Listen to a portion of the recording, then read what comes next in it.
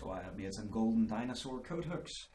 I've made them out of an old drawer front from a horrible sideboard that just came with the house in our bedroom. I've decided to remove it piece by piece.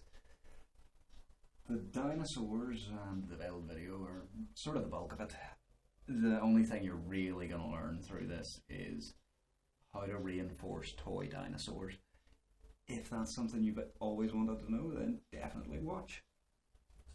I would quickly share this with you on a spare dinosaur. So I'm using a Swiss Army knife that is ridiculously sharp to cut this reasonably flat on my sensible cutting mat. Any sharp knife will cut these fairly easily. So the big bit about these dinosaurs and making them into coathooks is that they're hollow and quite pliable, especially around the front of them. These aren't so bad. This hangs over, but the shape of them in general is a bit better. So to give it a bit of reinforcement, I have filled each and every one of these with hot glue,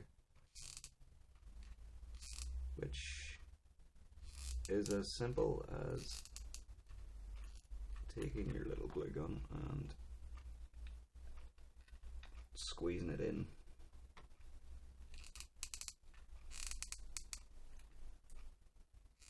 until your dinosaur is reasonably filled. Now, the glue is not there for the screw to go into. The glue is there simply to stop the dinosaur from collapsing.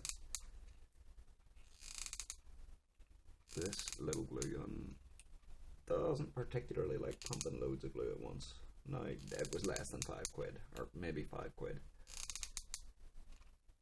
But I'm very fond of it because I wrote a ridiculous review of it that makes me happy. And apparently a bunch of other people. But on top of that, it's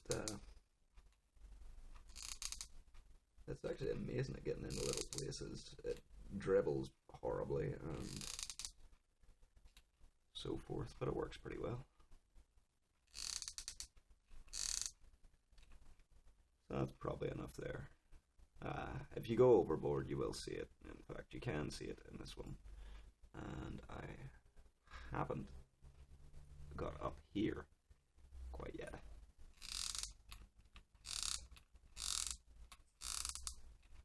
The great thing about a glue gun is if you're not worried about getting it dirty, you can actually stuff it into a lump of semi-hot glue and it will melt its way through, especially as you pump glue in.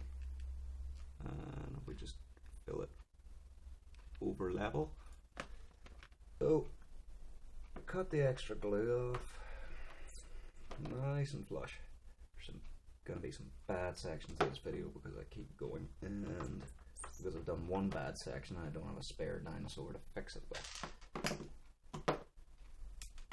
So there, it's flush. I need to speak up on video. Take a small, this is a 2mm bit, I have spare ones so I don't mind. It is going to get nasty with glue. If you want to clean it off, drive it into a bit of wood at speed, a hard wood, and that will take most of the gunk off, then just pick the rest off. Poke it in a little before you start it up. You want to go into the dinosaur itself, at least partially.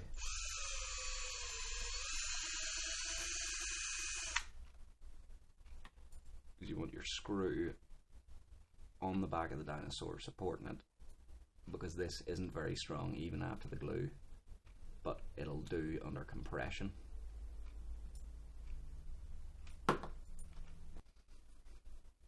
So just went ahead and popped these into a box on long screws just to make them a little easier to paint.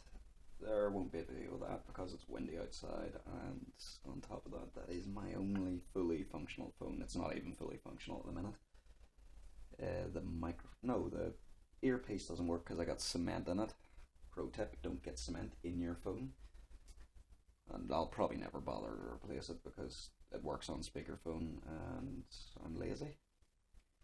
To paint these, I've got what I could find at B&M. I have Project Enamel from Plasticoat. It is gold leaf. Whether or not it works out, I don't know. If it's nice and shiny like the golden pineapple, I shall be very impressed. Also, I have a golden pineapple, and that makes me happy. Anyway, just make sure I have got clear lacquer, because these are still going to be a bit flexible, and I figure if I put at least some sort of barrier between the paint and the clothes that are going to hang on it, it might save them from it. At best, it'll give another layer of protection, and on top of that, if this doesn't turn out the best, at least it'll have a reasonable sheen to it. Oh yeah, this box. This fucking box. Anyway, back to this box. This box was a delivery. My mum got me a few things off my wish list for my birthday, and these alone came in it. Not in a box of their own. They were in a bubble. You know, those horrible bubble packs that you need these to cut through. Amazon are extremely efficient. Now, I have managed to get 2 spray cans that'll fit in there, along with the original product, and 5 whole dinosaurs. Right about now, I wish I could whistle the Jurassic Park themed tune. Of course, I'm having focus issues. But that actually worked out really well. There's no lacquer on them yet, but they've got a reasonable sheen to them. In the sun, they actually looked pretty amazing, and the paint itself is very pretty as it goes on, because, you know, it's in suspension and you can see all the little particles slither about as they land, and it would have made for good video, except judging by the amount of wind and overspray that is not on the box, I'm really glad I didn't. Being my only phone, I don't want a gold phone. No, I don't. So I've sprayed the lacquer onto the dinosaurs, and I'm leaving them to dry in the window frame in the hopes that, I don't know, the wind will help or something. Drying times are a bit questionable with it. So in the meantime, I'll go and get the holes drilled for the backplate.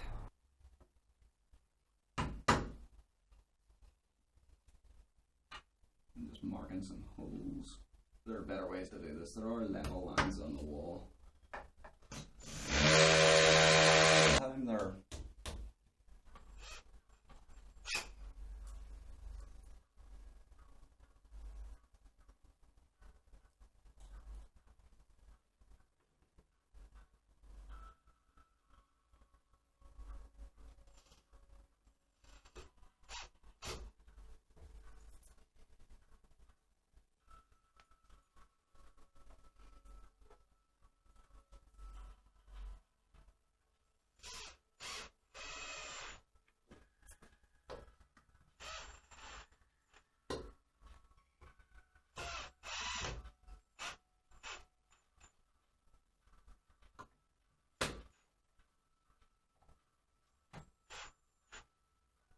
Success!